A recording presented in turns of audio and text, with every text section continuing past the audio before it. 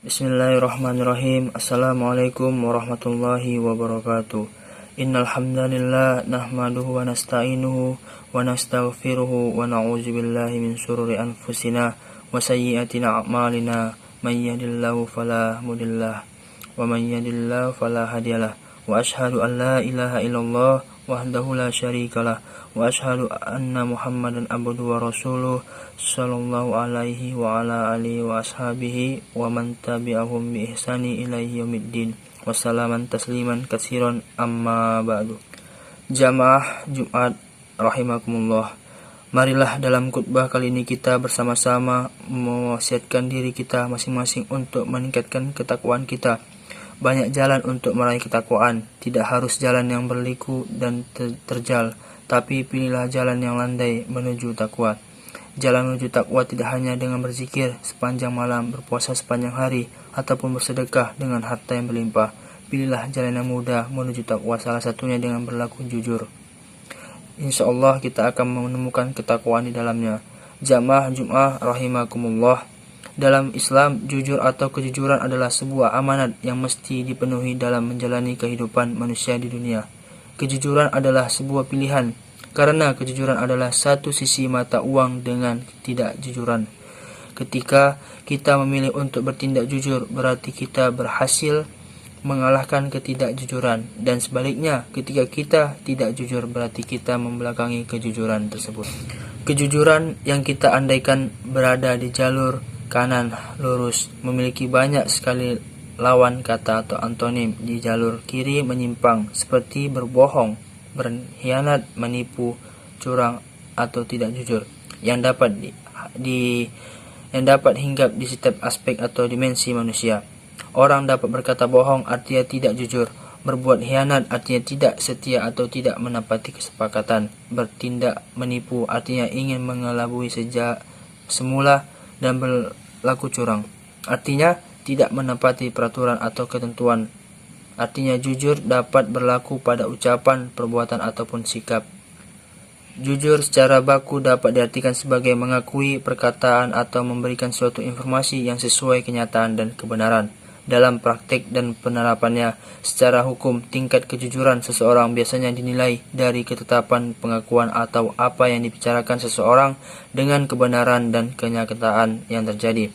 Bila berpatokan pada arti kata yang baku dan harfiah, maka jika seseorang berkata tidak sesuai dengan kebenaran dan kenyataan atau tidak mengakui sesuatu hal sesuai yang sebenarnya, maka orang tersebut sudah dapat dianggap atau dinilai tidak jujur, menipu, mungkir, berbohong, munafik, atau lainnya. Bahkan Allah SWT melalui kisah Rasulullah SAW menggambarkan betapa pentingnya kejujuran dan betapa pedihnya siksa yang dijanjikannya, apa lagi jika berhubungan dengan kepentingan umat. Wa ma kana linabiyyi ayyaqula wa may yakhlul ya'ti bima khalla yaumal qiyamah thumma tuwaffa kullu nafsi ma kasabat wa hum la yadlamun. Tidak mungkin seorang nabi berkhianat dalam urusan harta rampasan perang. Barang siapa yang berkhianat dalam urusan rampasan perang itu, maka pada hari kiamat ia akan datang membawa apa yang dikhianatinya itu. Kemudian tiap-tiap diri akan diberi pembalasan tentang apa yang ia kerjakan dengan pembalasan setimpal, sedang mereka tidak dianiaya. Jamaah Jum'ah yang rahmati Allah Subhanahu wa taala, bagaimanakah kalau pengetahuan yang dijadikan landasan ucapan dan perbuatannya ternyata tidak sesuai dengan kenyataan? Artinya pengetahuannya salah. Disinilah fungsi agama berlaku. Contoh sederhana saja, semisal seseorang mengira dan mengatakan bahwa ia memiliki 10 pasang sepatu di rumahnya, ternyata ketika dicek dan dihitung sepatu yang menjadi miliknya di rumahnya berjumlah 12, apakah orang ini berbohong? Maka Islam sebagai agama yang memiliki kebijakan dasar pada kemanusiaan terlebih dahulu menggarisbawahi kasus semacam ini.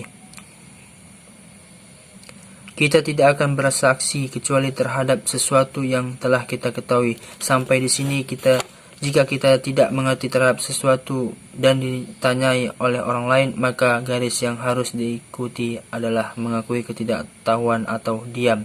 Dalam arti tidak ikut berpolemik yang justru akan menjadikan segalanya semakin keruh.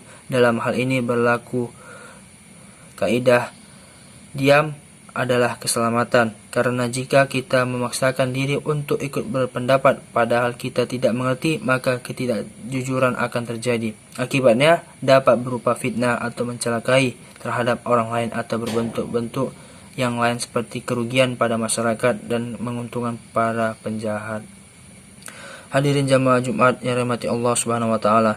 Namun biasanya persoalan bukan terjadi dalam kondisi semacam ini, melainkan kondisi-kondisi yang sebaliknya yang menjadikan kejujuran kita benar-benar diuji, yakni jika kita mengetahui, menyaksikan, dan mengalami atau melakukan sendiri ketidakjujuran, kecurangan, atau penipuan-penipuan, beranikah kita menyatakan sejujurnya? Sementara secara normal dalam kondisi ini jujur akan berakibat negatif secara duniawi bagi diri, keluarga, dan kelompok kita sendiri, terutama akhir-akhir ini. Contoh fenomenal yang paling keras adalah sebuah ungkapan kejujuran yang harus dibayar mahal oleh para guru di dunia pendidikan Indonesia saat ini. Bagaimana nasib para guru yang berani membongkar kejahatan di sekolahnya masing-masing? Bagaimana nasib guru yang berani membongkar kejahatan di pendidikan, dan bagaimana nasib para guru yang membela sekolahnya dari penggusuran oleh unsur-unsur komersial? Tentu saja alasan yang paling mendasari sikap mereka ini adalah kalau bukan mereka terlibat atau mendukung, biasanya yaitu tadi, lebih dikarenakan memprotek diri sendiri, melindungi diri atau memilih aman dengan berdiam diri dan membiarkan segalanya terjadi sebagai sebuah kelumrahan. Dari sinilah kejujuran menjadi suatu yang sangat mahal dan berisiko tinggi. Banyak anggapan yang berkembang menjadi sebuah adagium atau ungkapan kejujuran sama dengan kehancuran. Maka agar selamat, orang-orang bersepakat untuk tidak perlu lagi jujur atau harus menanggung risiko buruk. Jamaah Jumat rahimakumullah. Benarkah kondisi semacam ini? Jawabannya adalah benar. Ya, benar-benar memprihatinkan. Sekali lagi benar-benar memprihatinkan bahwa kejujuran merupakan pintu menuju kehancuran. Setidaknya di Indonesia yang merupakan negara besar berpenduduk lebih dari 200 juta jiwa. Selain itu, Indonesia merupakan negara yang kaya akan sumber daya alam. Seolah negara ini merupakan negara yang sempurna untuk ditinggali dan tidak akan habis kekayaannya. Meskipun penduduknya hidup dalam lingkungan yang dipenuhi oleh ketidakjujuran dalam segala bentuk, dalam segala aspek, dan dalam segala lintas ruang dan waktu. Benarkah demikian? Tentu saja tidak. Padahal tidak demikian sebenarnya. Meskipun Indonesia kaya secara fisik, namun Indonesia sangat miskin dalam hal mental atau moral, baik di tingkat bawah seperti para pekerja, kuli, buruh, dan pegawai bawahan, di tingkat menengah seperti para pengusaha, pedagang, pebisnis, dan intelektual, maupun di tingkat elit bangsa seperti para anggota DPR dan pejabat lainnya. Jamaah Jumat yang dirahmati Allah Subhanahu wa taala, maka jika kondisi telah sedemikian mengenaskan, saudara-saudara, tiada apapun yang dapat memperbaiki keadaan selain masyarakat itu sendiri. Dari mana? Saya lebih sepakat dari dalam, ya, dari diri masyarakat itu sendiri. Lalu apakah yang ada dalam diri masyarakat Indonesia? Saya sepakat bahwa yang terdalam pada diri masyarakat Indonesia adalah moral agama.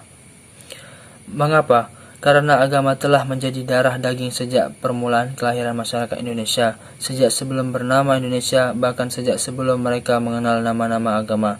Selalu ada kesadaran untuk mempercayai kekuatan lain yang lebih berkuasa atas segala kejadian di dunia.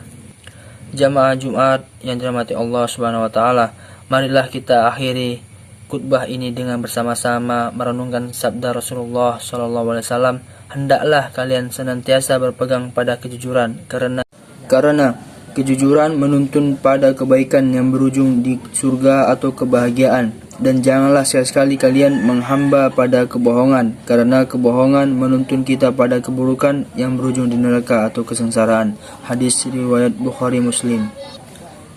Barakallahu li wa lakum fil Qur'anil azim wa nafa'ini wa iyyakum bima fihi minal من الآيات والذكر الحكيم وتقبل الله منا ومنكم تلاوته وإنه هو السميع العليم وأقول قولي هذا فاستغفروا العظيم إنه هو الغفور الرحيم الحمد لله على إحسانه والشكر له على توفيقه وامتنانه وأشهد أن لا إله إلا هو والله وحده لا شريك له وأشهد أن سيدنا محمدا عبده ورسوله اللهم صل على سيدنا محمد وعلى آله وأصحابه وسلم تسليما كثيرا أما بعد فيا أيها الناس اتقوا الله فيما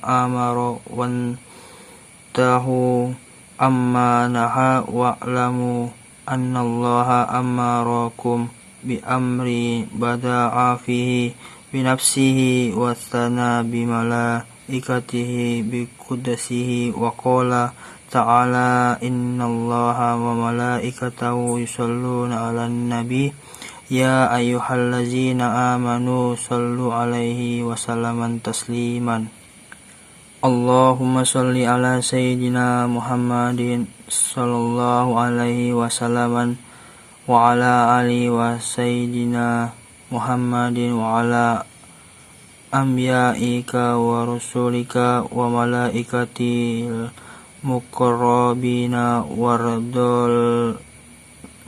وارض اللهم عن الخلفاء الراشدين أبي بكر وعمر وعثمان وعلي